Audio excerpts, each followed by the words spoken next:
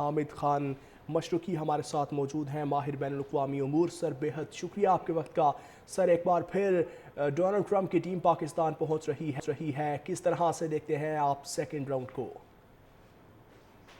جی بالکل، یہ بہت اہم ہے اور بڑا ٹائم ہے۔ اس سے ایک بات بڑی کلیئر ہو رہی ہے کہ انشاءاللہ پاکستان کی کوششوں سے پاکستان کے prime minister field marshal Asim Munir صاحب اور ڈپٹی پرائم منسٹر اور سب کی کوششوں سے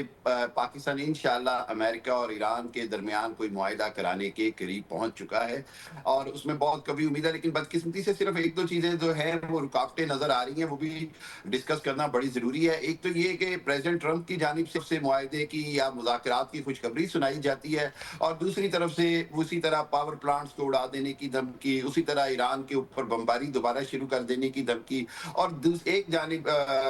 خود دنیا بھی جانتی ہے، اور سب سے اہم بات یہ ہے کہ اسرائیل جو ہے وہ اس سے اتنا خوش نہیں ہوگا، اس لیے ہم سب کو اس کے سپوائلر فیکٹر کی طرف سے بھی محتاط رہنا ہوگا، اور اس کا جو انفلوئنس ہے اس کے دیکھنا ہوگا کہ اس کو تمام جو مذاکرات کار ہیں وہ اس کے کسی بھی حالت میں انفلوئنس میں نہ آئیں۔ ایک چیز اور بڑی امپورٹنٹ ہے، وہ یہ کہ ایران کے اندر بھی آپ دیکھیے کہ جہاں آبنائے ہرمز کھلی پھر اگلے دن بند کر دی گئی، کیونکہ انہوں نے کہا کہ امریکہ نے بلاکیڈ ختم نہیں کیا، اور اس کے نتیجے میں ایک چیز بڑی اہم ہے، وہ یہ کہ خود پاسداران انقلاب اور جو تھوڑی ماڈریٹ لیڈرشپ ہے اس کے درمیان بھی کہیں نہ کہیں اختلاف ہے معاہدے کے حوالے سے، اور اسی کو پرائم منسٹر شہباز شریف اور فیلڈ مارشل عاصم منیر جو ہیں وہ اس کو بھی کور کرنا چاہ رہے ہیں، اس اختلاف کو بھی ختم کرنا چاہ رہے ہیں، کیونکہ یہ ایک تاثر ہے کہ باقر کالیباف اور خامنائی صاحب، جو مجتبیٰ خامنائی جو ہیں، یہ قریب بھی ہیں اور یہ سمجھتے ہیں کہ امریکہ کی تمام شرائط مان کر کسی بھی حالت میں جنگ بندی ممکن نہیں ہے، جبکہ دوسری طرف مسعود پزشکیان جو صدر ہیں اور جو باقر عباس عراقچی ہیں وزیر خارجہ، وہ یہ سمجھتے ہیں کہ کسی بھی حالت میں اس وقت معاہدہ کر کے امن کے لیے راستہ نکالنا بہت ضروری ہے۔ سو اس حوالے سے ہم نے دیکھنا ہوگا کہ اگلے 24 سے 48 گھنٹوں میں ایران کی طرف سے جو وفد آتا ہے وہ کون سا آتا ہے، اور وہ کس انداز کی مینڈیٹ اور اتھارٹی لے کے آتا ہے۔ پاکستان کا رول بڑا امپورٹنٹ ہے۔ خود امریکہ کی طرف سے میں سمجھتا ہوں کہ پریزیڈنٹ ٹرمپ کو تھوڑی احتیاط کرنی چاہیے ان ٹرمز آف بہت زیادہ جو اگریسو ٹویٹس کر رہے ہیں، یا وہ جو سوشل ٹروتھ پہ سوشل میڈیا پہ اسٹیٹمنٹ دے رہے ہیں، اس سے معاملات کے خراب ہونے کا ڈر ہوتا ہے۔ اگر وہ ڈائریکٹ پاسداران انقلاب کو ٹارگٹ کریں گے تو اس سے وہ ڈویژن ایک پیدا ہونے کا ڈر ہے ایران کی موجودہ ریجیم کے اندر، جو کہ موجودہ حالات میں خطرناک ہوگی، کیونکہ دونوں ہی اقتدار کا حصہ ہیں پاسداران انقلاب بھی اور مسعود پزشکیان بطور جمہوری صدر کے۔ صورتحال جو ہے وہ خوشائند ہے، مذاکرات جو ہیں وہ ہوں گے، کامیابی کی طرف بڑھ رہے ہیں، کبھی امکان ہے کہ انشاءاللہ کوئی نہ کوئی بہتر معاہدہ ہو جائے گا۔ معاملہ صرف دو ہی جگہ پر اڑا ہوا ہے، یورینیم کی افزودگی کے حوالے سے اور آبنائے ہرمز کے کنٹرول کے حوالے سے۔ دیکھنا ہوگا دونوں اس میں کتنی لچک دکھاتے ہیں، سب سے امپورٹنٹ فیکٹر یہی ہے۔ حامد صاحب یہ بتائیے کہ دونوں ممالک کی جانب سے فرسٹ راؤنڈ کے بعد کلیئر کٹ سٹیٹمنٹ دے دی گئی، اور کچھ دن گزر چکے، 3 دن صرف باقی ہیں جنگ بندی میں، تو یہ فرمائیے کہ آپ کو لگتا ہے کہ سیکنڈ راؤنڈ میں کوئی بریک تھرو ممکن ہے؟ جس طرح ابھی نیئر علی نے خبر بھی بریک کی ہے، آپ کی جو بیورو چیف ہیں، کہ جس طرح بات چیت ہوئی ہے ڈپٹی پرائم منسٹر صاحب کی بھی ایران کی اپنی سینئر لیڈرشپ سے، اور آئندہ چند گھنٹوں میں یا تھوڑی دیر میں ہو سکتا ہے صدر مسعود پزشکیان اور شہباز شریف صاحب کے درمیان بھی بات چیت ہو۔ مقصد ہی یہ ہے کہ فائنل بریک تھرو کی طرف جایا جائے، اور اگر منگل کے مذاکرات کامیاب ہو جاتے ہیں، بدھ تک کوئی شکل نکل آتی ہے، تو میں دیکھ رہا ہوں کہ انشاءاللہ اگلے 4 سے 5 یا 6 دنوں میں انشاءاللہ اسلام آباد میں ایک بہت بڑا کامیاب ایک سمجھے کہ سمٹ ہوگا۔ ایک اس میں بہت کبھی امکان ہے کہ پریزیڈنٹ ٹرمپ کے ساتھ 8 سے 10 سربراہان مملکت بھی آئیں، جس میں ترکی کے صدر ہیں، ولی عہد جو ہیں سعودی عرب کے محمد بن سلمان، اور بہت سارے اہم شخصیات کے آنے کی قوی امید ہے۔ بنیادی طور پر بریک تھرو کی امید بہت ہے، لیکن چونکہ ایک ایسا سینسیٹیو معاملہ ہے جہاں پر کسی بھی لمحے کچھ بھی ہو سکتا ہے، تو اس حوالے سے ہمیں بہت زیادہ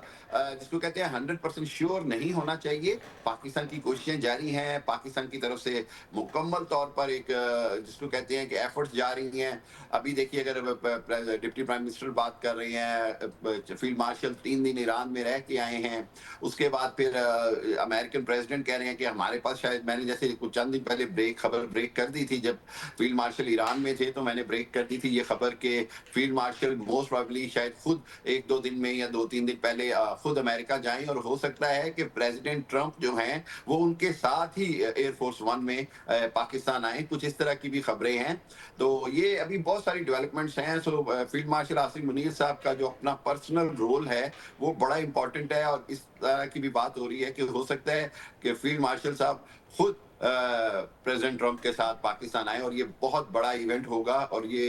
हिस्टोरिक होगा। आपने देख लिया कि आज प्रेसिडेंट ट्रंप ने जो पहले ट्वीट की है चंद घंटे पहले, उन्होंने वाज़ेह तौर पर कह दिया कि पाकिस्तानी शाहीनों ने राफेल गिराए हैं। अब वो जो सारा जो इंडिया का जो एम्बिग्विटी वाला जो नैरेटिव था वो भी मिट्टी में मिल गया, और क्लियर कट उन्होंने कह दिया कि पाकिस्तानी कौम जो है वो बहादुर है, रेजिलियंस है और माशाल्लाह वजी हैं। और मैं ये समझता हूँ कि इससे कोई इनकार नहीं कि आज दुनिया देख रही है कि पाकिस्तान की स्ट्रेटेजिक सेटलर के तौर पर दुनिया में पहचाना जा रहा है। पूरी दुनिया की नजरें इस्लामाबाद पे हैं, और पाकिस्तान जो है वो ये समझता है कि अमन के लिए अमन का पैगाम लेकर दुनिया में जाना जो है वो आज की अहम तरीन ज़रूरत है। हामिद साहब, एक तरफ डील की पेशकश और डील के लिए कोशिशें, और दूसरी जानिब ईरान को मुकम्मल तौर पर तबाह कर देने की स्टेटमेंट, दोनों को आप किस तरह से देखते हैं? देखिए ना, मैंने अभी शुरू में यही बात कही कि ये जो तजाद है, या अंग्रेजी में इसको कहते हैं स्टिक एंड कैरेट, ये जो पॉलिसी है कि डंडे भी मारने और गाजर भी खिलानी है, ये वहां पर प्रेसिडेंट ट्रंप थोड़ा इसमें गलती कर रहे हैं। मैं समझता हूं कि इससे मामलात खराब हो सकते हैं। इस तरह के जो बयानात हैं वो ईरान की जो पासदारान इनकलाब है वो बार बार उसको एक्सप्लॉइट करेगी, और उसको वही जो थोड़ा जो वहां पर जो इस्लाह पसंद तबका है, मसूद पेज़ेश्कियान की शक्ल में, अब्बास इराक़ची की शक्ल में, उनकी पोजीशन मजीद खराब हो जाती है। मुश्तबा खामनाई जो हैं वो बहरहाल इस बात पे कायम है कि हमने जंग जीती है, बिलाशुबा ईरान ने जीती है। उसके बाद वो इस चीज पर कायल हैं कि अमेरिका और इसराइल के इस वक्त मुकम्मल घुटने लगवाना और उनको मुकम्मल तौर पर सबक सिखाना बहुत जरूरी है। दूसरी जानिब अमेरिकन प्रेसिडेंट अगर इस तरह की धमकियां देंगे तो हालात खराब होने के बहुत चांसेस हैं, और मैं ये समझता हूँ कि इस तरह की धमकी देना और फिर उसके बाद स्टीव विटकॉफ और जैरेड किशनर का आना, अभी वाइस प्रेसिडेंट जेडी वैंस नहीं आ रहे हैं, जो कि ज्यादा समझे जाते हैं इस्लाह पसंद भी, और जो कि जूइश लॉबी के जेर असर इतना नहीं है। दैट इज अनदर, मैं कहूँगा थोड़ा सा परेशान कुन फैक्टर है। खाली स्टीव विटकॉफ का आना जो कि बहुत ज्यादा सेहुनी लॉबी हामिद के साहब, जेर क्या असर वजह है, हो जूइश सकती है जेडी वेंस के ना आने की? मेरा ख्याल है कि सबसे अहम वजह उसमें यही है कि प्रेसिडेंट ट्रंप का ख्याल ये है कि मुकम्मल तौर पर दबाव डाला जाए ईरान पर, और उनको ऐसे महसूस हो रहा है कि शायद ईरान की जो हुकूमत है या ईरान की जो रिजीम है वो ज्यादा दबाव में आएगी, और शायद उनकी सारी टर्म्स मान जाएगी, और लचक का मुजाहरा नहीं करना चाह रहे, जबकि किसी भी मुज़ाकरात की कामयाबी में लचक दिखाना बहुत जरूरी है। लचक नहीं दिखाएंगे तो हालात मुश्किल होंगे, और ये लचक दिखानी जो है अगर नहीं दिखाएंगे तो मैं समझता हूँ स्टीव विटकॉफ और जैरेड किशनर के लिए मुश्किलात होंगी, और अमेरिका के लिए मुश्किलात होंगी। अमेरिका अगर ये यानी समझ कि रहा है कि वो उम्मीद की जंग जा जीत रही चुका है है। कि अब मुज़ाकरात का दूसरा दौर कामयाब हो और जल्द अमन कायम हो।